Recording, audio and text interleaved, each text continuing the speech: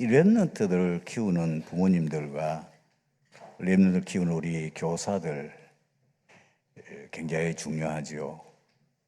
사실 우리 부모님들 그리고 교사들에 의해서 이 랩런트 미래는 거의 달려있다 해도 과언이 아닙니다.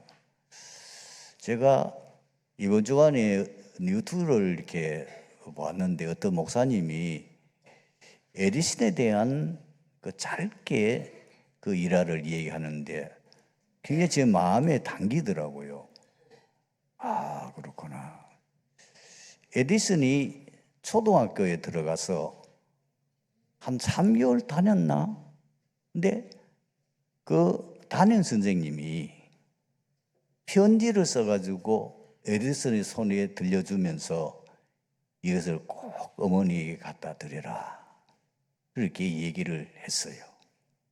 그런데 에디슨이 이제 그 선생님이 그렇게 하니까 그걸 어머니에게 편지를 전해준 거예요. 어머니가 그 편지를 읽더니 양 눈에서 눈물이 주르 흐르는 거예요. 그리고 난 후에 그 이제 아이가 궁금할 거 아니에요. 선생님이 그 편지에 뭐라고 썼는지 궁금할 거 아니에요. 그러니까 어머니를 쳐다본단 말이에요. 그 어머니가 뭐라고 말했느냐?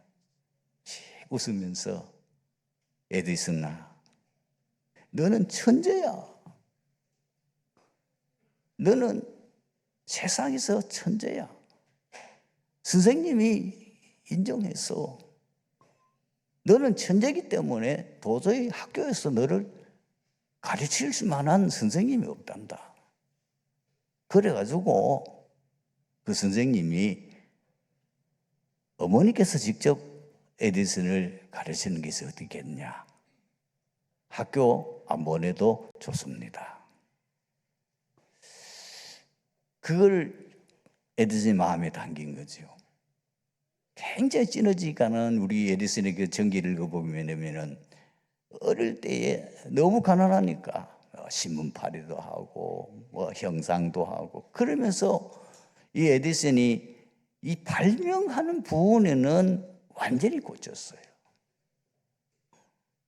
심지어 어제 이 형상을 하고 다니고 뭐 너무 가난하니까 우선 먹고 살아야 되고 그러니까 그런 가운데도 자기가 뭘 이렇게 연구하는 부분이 있으면은 그 실험을 계속 하는 거예요. 한 번은 기차에 거기에 이제 행상을 하면서 하는데 거기다가 실험 도구를 가지고 올라갔단 말이에요. 그래가지고 이제 물건을 팔고 조금 빈 시간이 있을 거 아니에요.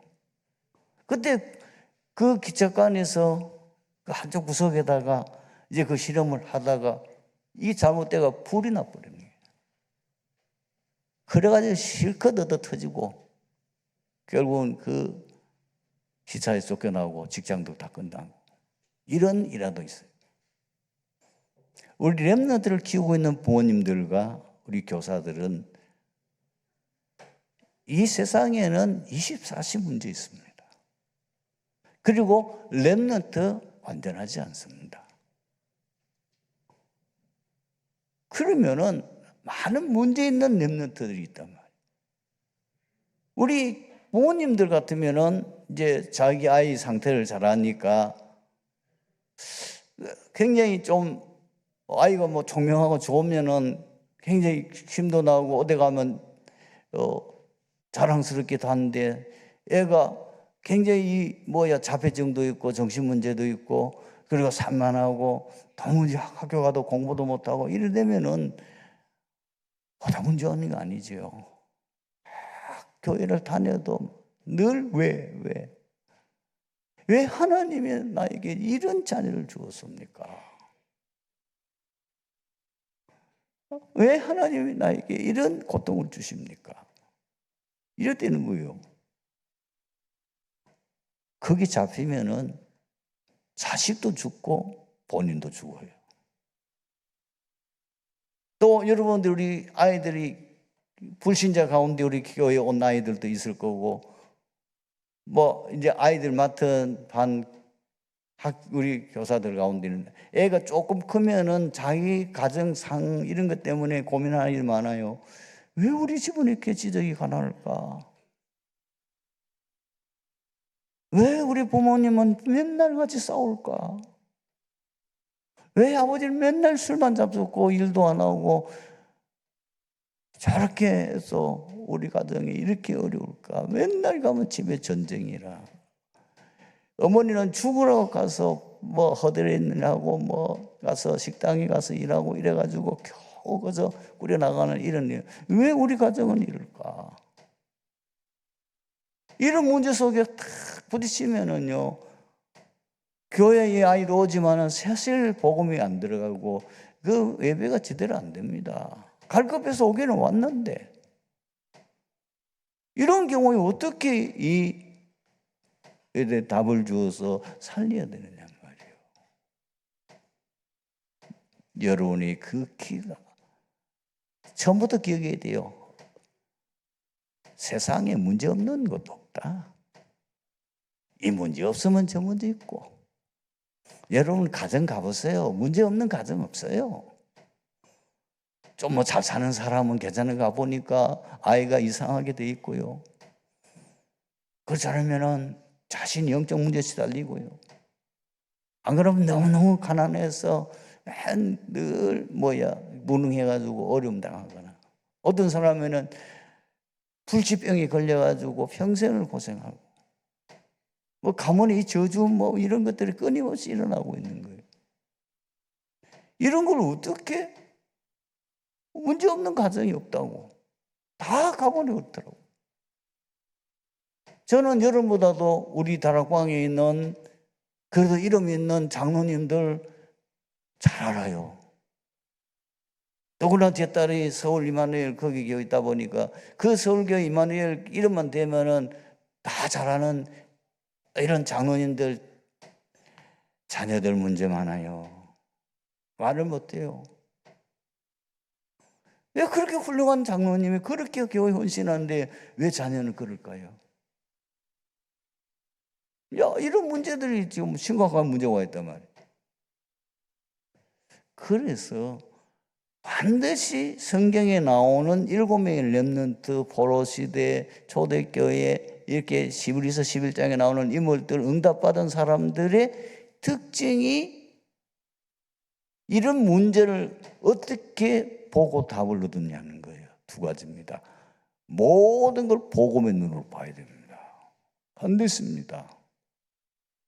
복음의 눈으로 보세요. 복음의 눈으로 봐야 그게 보여요. 당연하다 이래 되는 거예요. 당연할 수밖에 없지 않냐. 우리 가문 배경, 그리고 우리 개인이 가진 영적 문제, 우리 조상 때부터 우리 대한민국이라는 이 나라의 저 5천년 역사 속에 매일 우상 숭배하고, 그리고 늘 저주받아, 늘 우리는 노예, 우리는 중국이 아니면 일본의 노예, 이런, 그리고 우리 민족이 가지고 있는 매일같이 서로 물고 뜯고 싸우는 이런 문제, 당연한 거 아니냐. 이거는, 이 재앙은 복음 아니면 절대로 해결 안 된다. 그거 복음 깨달으라고. 그거 복음 가지고, 이거 아니면 진짜 복음이 이래야 된다는 걸 체험하고, 거기에 대해서 내 인생에 뭔가 가슴에 진짜 복음해야 돼. 복음 아니면 인생 문제 못해, 해결 못해. 이게 가슴에 또 부딪히도록 만드는 거예요. 더 나아가서 하나님의 계획이 뭐냐는 거예요. 이것을 제대로 눈으로 보고 깨닫고 제대로 그 답 속으로 들어간 게 요셉입니다. 요셉이 어린 나이에 어머니 잃었어요. 왜? 복음의 눈으로 봤어요. 그리고 하나님의 계획이 뭘까? 너무 하나님 계획이 뭘까? 그것 가지고 고민하고 기도하다 보니까 17살에 세계복음화의 꿈을 꿨어요. 모세 어머니 사내 아이가 태어나면 다 버려야 돼. 그래서 죽도록 해야 돼. 그때 모세가 태어났어요. 이게 기가 막히냐. 이게 뭐냐는 거예요. 왜 이런 일이, 우리 민족은 왜 400년 동안 이 애굽에 노예되어야 되냐 말이에요. 왜 우리가 노예살이 해야 되냐 말이에요. 우리 선민인데 우리는 고마운 하나님의 특별한 선택받은, 그리고 그 선택받은 민족인데 왜 우리를 살아야 되냐. 그걸 이제 바라보면서 번쩍한 거예요. 그래, 왕궁으로 보내. 이 아들은 보통 아들이 아니다. 이 아들이 앞으로 우리 민족을 구원할 지도자가 될 거다.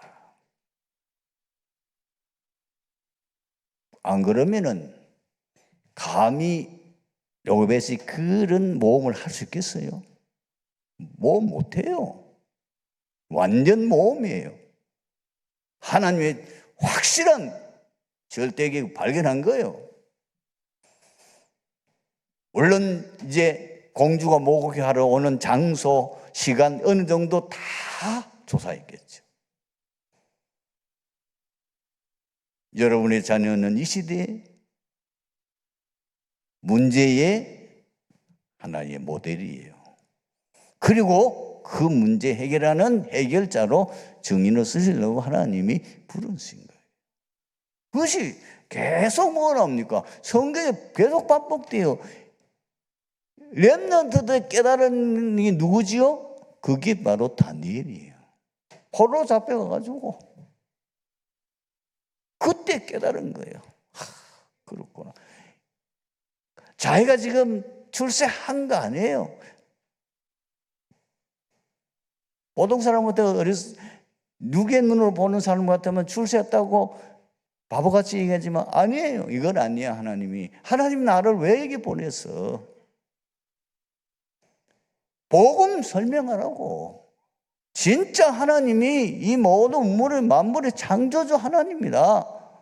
우리 믿는 하나님 여호와가 참 하나님이야. 이 바빌론이 이거 전부 다 귀신이야. 이거 전부 다 사단이, 이거는 전부 다 우상이야. 여기서 증거하고 하나님의 살아계심과 정말 세계복음화하라고 나를 이 자리에 세운 거야. 의기투합한 네 사람. 그래서 다니엘서 1장 여러분들이 17절부터 쭉 내용을 읽어보게 되면은 하나님이 얼마나 축복하신데 이 네 친구에게는 완전히 영적 서비스를 세워버렸어요. 그 중에 특히 다니엘은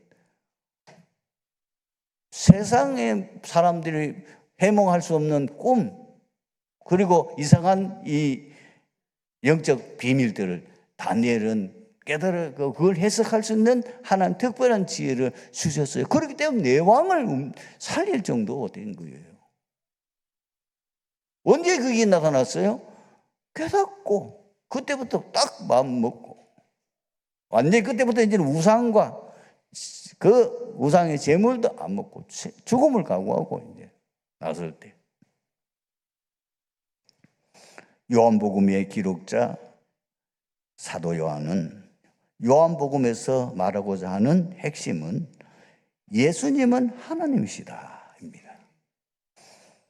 본문 3장 31절에 보면 예수님은 미로부터 오시니 하늘로부터 오시니 만물 위에 계시니라고 했습니다. 그리고 32절에는 하나님을 친히 보고 들은 것을 증언하되 그의 증을 받는 자가 없도다라고 했습니다.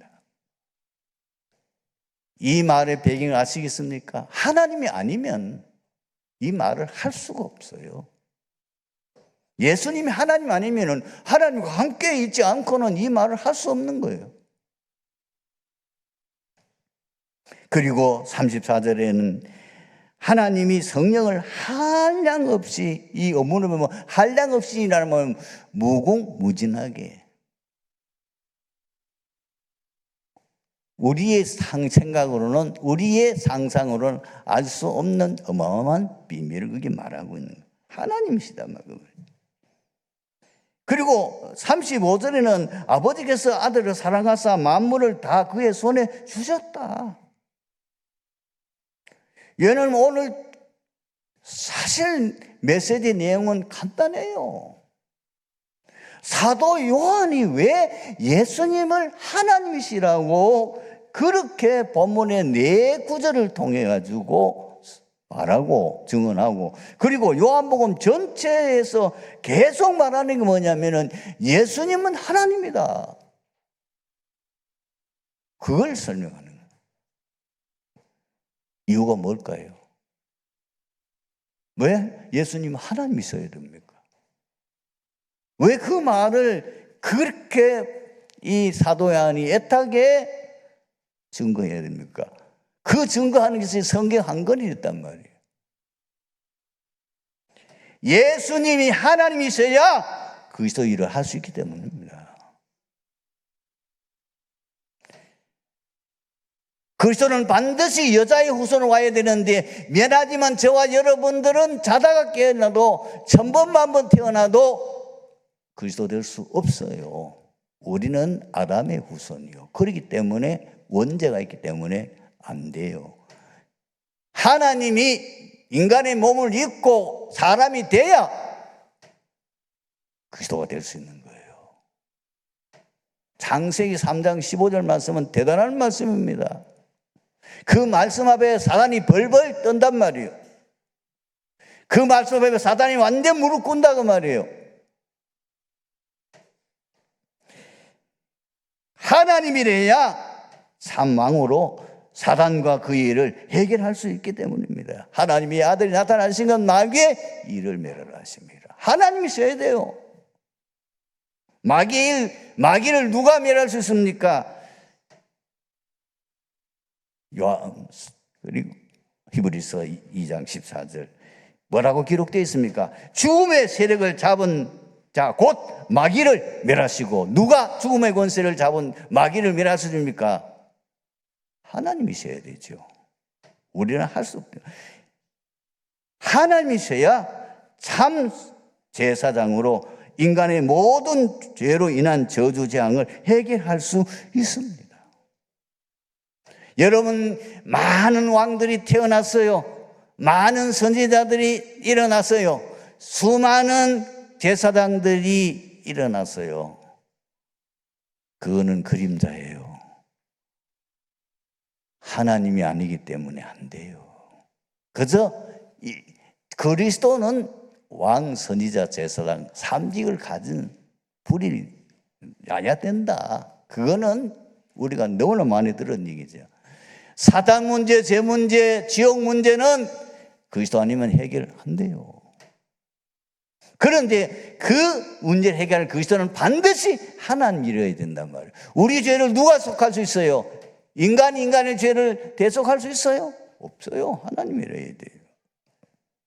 인자가 온 것은 섬김을 받으려 함이 아니요 도리어 섬기라고 자기 목숨을 많은 사람의 대속물로 주려 하심이라. 마태복음 1장 21절에 아들을 낳으리니 그 이름을 예수로 하라.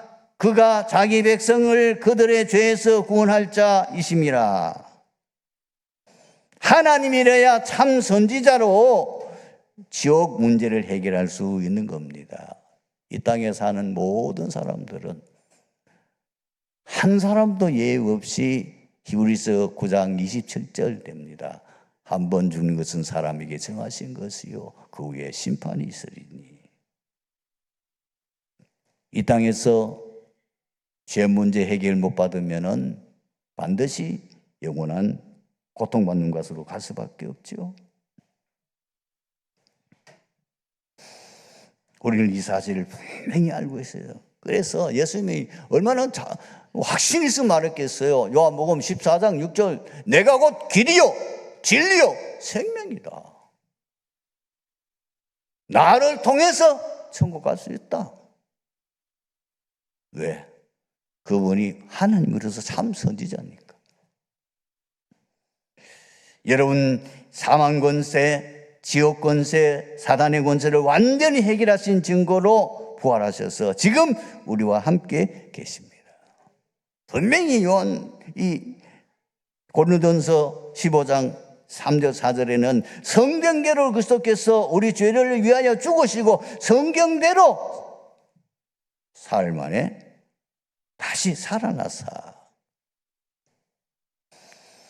분명히 마태복음 28장 20절에 볼지어다 내가 세상 끝날까지 너희와 항상 함께 있으리라. 예수님이 하나님이셔야 성도가 영적 서밋이 될 수 있기 때문이에요. 요한복음 14장, 15장, 16장 이 내용은 앞으로 보내실 성령에 대해서 예수님이 하신 말씀입니다.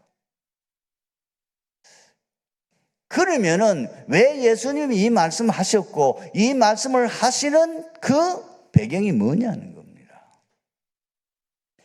이 말씀은 예수님이 바로 십자가 지시기 전 목요일 저녁 최후의 만찬을 잡수실 그 석상에서 얘기한 거예요. 그때에 모든 지금 제자들이 완전히 풀이 죽고 얼굴이 어두컴컴한 거예요.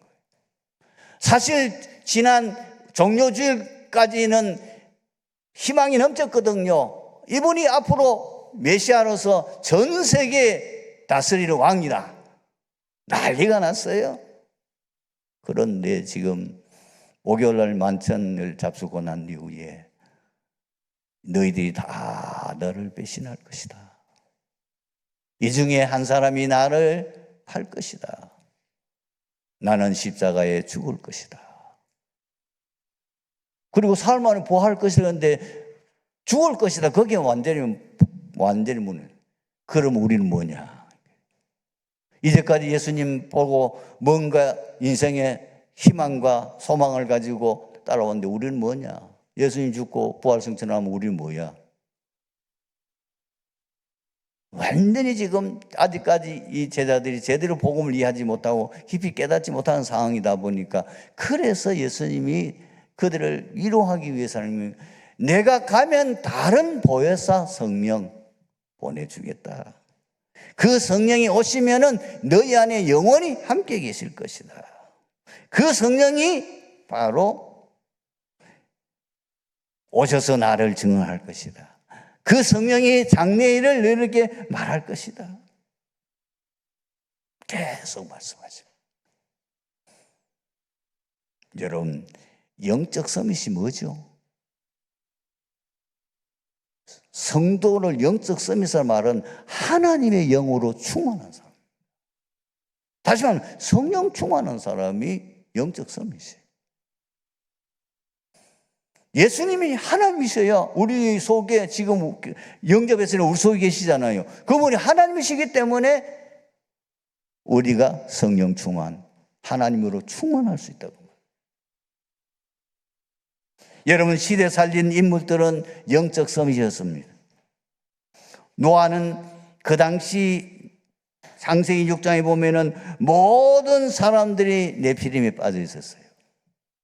하나님이 물로 심판할 수밖에 없을 정도로 완전히 네피림이 세상을 장악한, 네피림이라면 사단 충만한 사람이라면 사단 충만한 시대가 됐다 그 말이에요. 그런데 오직 노아 한 사람만 영적 서밋이었어요. 성경에 이렇게 기록되어 있습니다. 노아는 하나님께 은혜를 입었더라. 그는 하나님과 동행하였으며.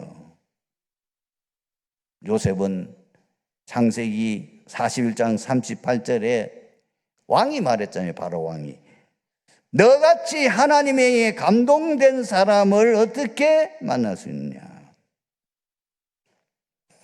사무엘은 이미 어린 나이에 언약궤 곁에서 거기서 자고 거기서 생활했는데 얼마만큼 하나님께서 그에게 은혜를 주셔서 직접 하나님이 음성으로 이 사무엘에게 나타나서 앞으로 될 일 다 얘기했어요. 그 정도가 아니죠.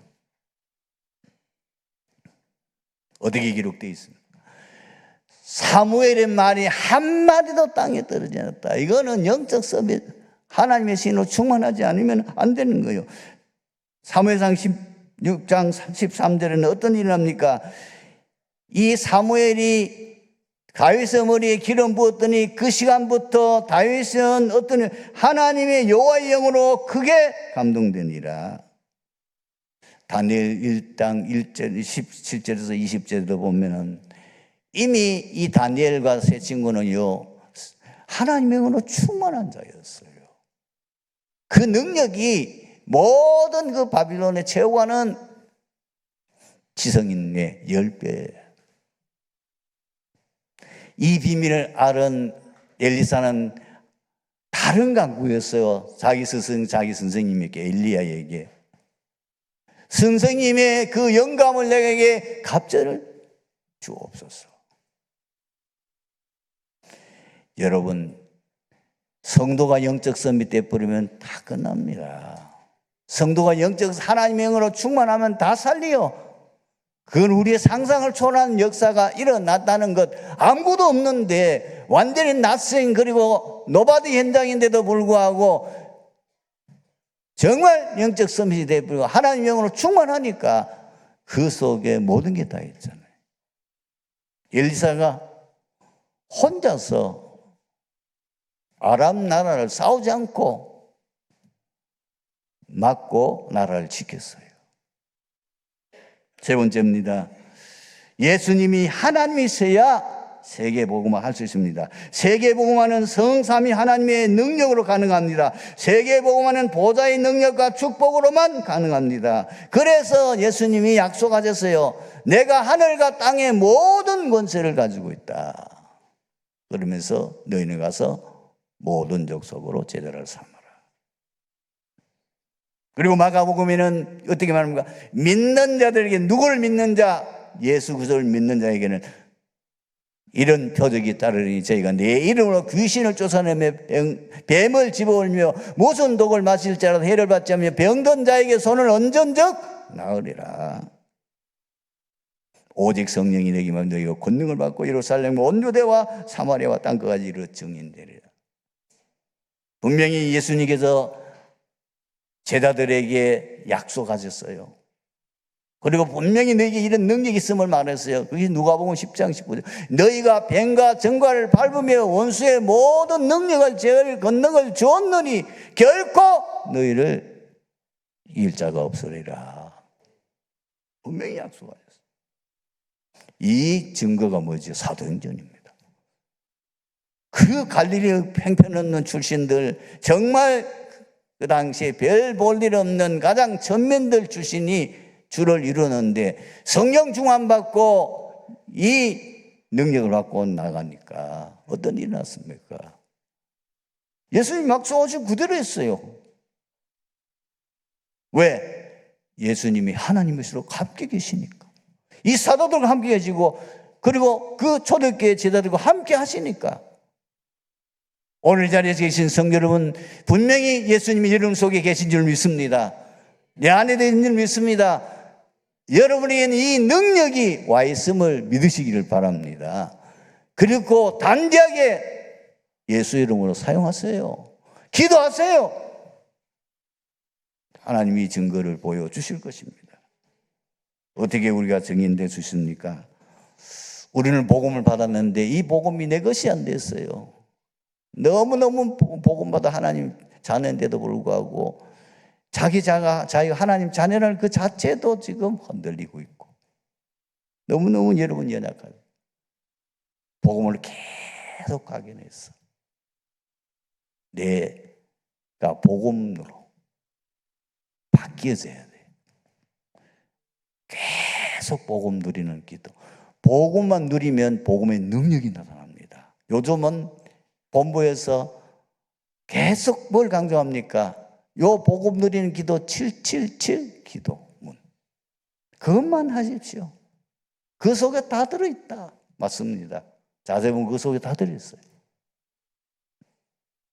저는 이제 계속 하던 기도하고 계속 저 입에는 베드로의 고백이 제 입에서 늘 나옵니다. 저는 늘 절대망대, 이 지역에 절대망대 세워지도록 기도하고 있습니다. 오직 우리는 뭐합니까? 전도자의 삶을 사는 것에 체질돼요. 왜? 이것이 삶의 이유요, 삶의 의미요, 삶의 목적이기 때문에. 여러분 이번 주간에 최고 응답받는 축복이 함께하기를 축원합니다. 아버지 하나님 감사합니다. 오늘 예배를 통하여 우리 모든 성도들이 최고 응답받는 한 주간이 되게 해 주시고, 계속되어지는 이 성례식을 통하여 우리 성도들이 새로운 하나님의 은혜를 덧입는 성령의 충만함을 체험할 수 있는 시간이 되게 하옵소서. 예수 그리스도의 이름으로 기도하옵나이다. 아멘.